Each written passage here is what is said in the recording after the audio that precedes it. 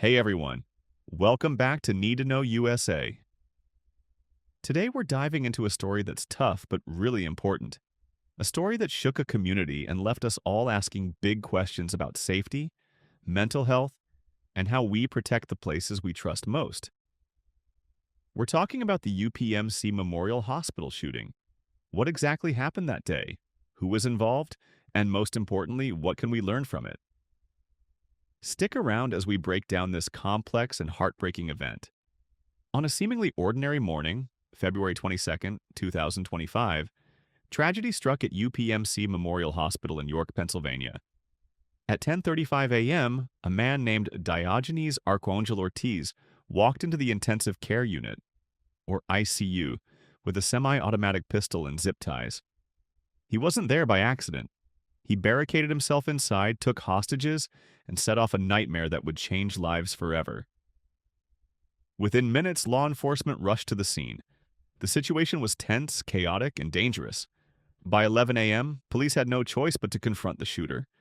In the process, a brave officer named Duarte lost his life while trying to protect others. The shooter was killed, and the hospital was secured by 11:28 a.m., but the damage was done. One life lost, 7 people injured, and a community left reeling. So, how did this happen? Let's dig deeper. Who was the man behind this horrific act? Diogenes Archangel-Ortiz was a 49-year-old York resident with a troubled past. He had a criminal record dating back to 2016 and had interacted with the hospital's ICU before. Investigators say his attack wasn't random, it was targeted. He may have had personal grievances with the ICU staff, though no one saw this coming. Here's a chilling detail. He legally bought the gun he used. That's right. Despite his history, he was able to purchase a semi-automatic pistol. It raises a tough question. Are our gun laws doing enough to keep weapons out of the wrong hands?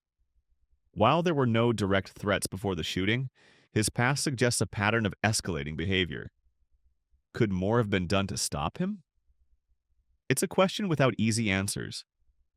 Now let's talk about the people who mattered most that day. The victims. Officer Duarte, just 32 years old, was a dedicated cop with a history of serving his community. He'd even been recognized for his work in stopping impaired drivers. On that day, he made the ultimate sacrifice. But he wasn't the only one hurt. 7 others, police officers, doctors, nurses, and hospital staff, were injured in the chaos. Thanks to the quick thinking of the hospital team, no patients were harmed. Staff members shielded them, putting their own lives on the line. For the survivors, the road ahead is long. They're facing not just physical injuries, but also the invisible scars of trauma. It's a reminder that heroism often comes with a heavy price. When the call came in, law enforcement didn't hesitate. Officers from multiple agencies, including the West York Police, Pennsylvania State Police, and York County Sheriffs, worked together like a well-oiled machine. They used tactical moves to isolate the shooter and protect the hostages. It wasn't easy. The shooter had a hostage zip-tied and was an immediate threat. In a split-second decision, police had to use deadly force to save lives. It's the kind of choice no one wants to make, but it was necessary. After the dust settled, officials promised to review everything, response times, communication, and tactics, to make sure they're even better prepared next time. Because, sadly, there might be a next time. One of the biggest questions after the shooting was, how did the shooter get in with a gun? The answer is unsettling. UPMC Memorial Hospital didn't have metal detectors or bag checks at the entrances. In fact, most hospitals in Pennsylvania don't. It's a gap that left the door wide open for tragedy.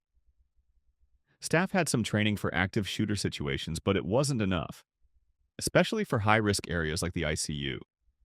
The open layout of the unit made it even harder for people to hide or escape.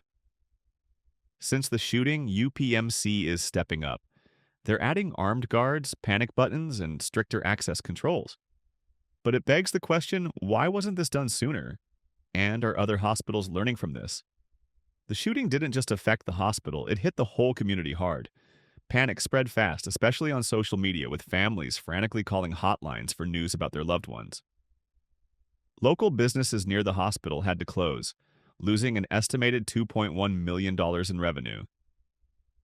Trust in institutions took a hit too. While 68% of people praised the police for their bravery, 42% criticized the hospital's security. It's a mixed bag of emotions, gratitude and frustration all at once. To help heal, the community came together for vigils, therapy sessions, and even therapy dogs. It's a reminder that in times of crisis, we lean on each other. Tragedies like this often spark change, and the UPMC shooting is no different. Lawmakers are debating new gun control measures like red flag laws that could keep weapons away from people in crisis. There's also talk of mandatory weapon screenings in hospitals, something that seems like a no-brainer now. In Pennsylvania, a new law called HB 2292 requires hospitals to run active shooter drills and stock trauma kits. Plus, a $10 million federal grant is helping rural hospitals install bulletproof glass and AI surveillance. But here's a tough question. Will these changes be enough? And what about the legal side? Can hospitals be held responsible for security failures? UPMC is already facing lawsuits, and the answers could reshape how hospitals operate nationwide. How the media covered the shooting mattered. A lot.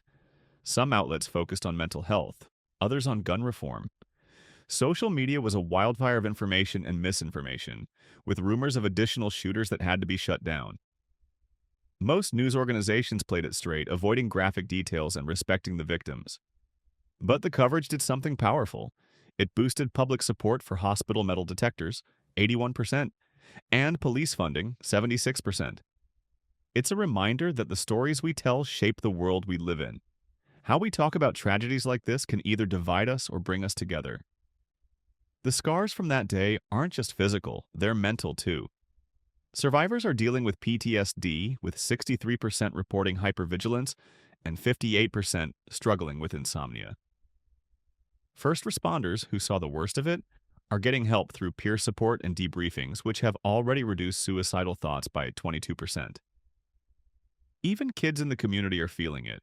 School refusal rates jumped 34%. To meet the demand, support services like hotlines and telehealth are expanding. But is it enough? Only time will tell. In the midst of all this pain, the community found ways to honor the heroes. Officer Duarte's name now graces a street, a scholarship fund, and a portrait in the Capitol. Thousands attended vigils, leaving teddy bears and badges as symbols of love and respect. Looking ahead, York is planning an annual Resilience Day to remember the tragedy and strengthen preparedness. And here's something powerful. Officer Duarte's family endorsed new safety laws, helping to turn grief into action. The UPMC Memorial Hospital shooting is a stark reminder of the vulnerabilities in our healthcare systems and the courage of those who protect us. It's a call to action for better security, stronger mental health support, and communities that refuse to be defined by tragedy. As we remember Officer Duarte and support the survivors, let's also commit to making our world safer. Whether it's advocating for policy changes or simply being there for each other, we all have a role to play. Thank you for joining us on this journey of understanding. Stay safe, stay informed, and we'll see you in the next video.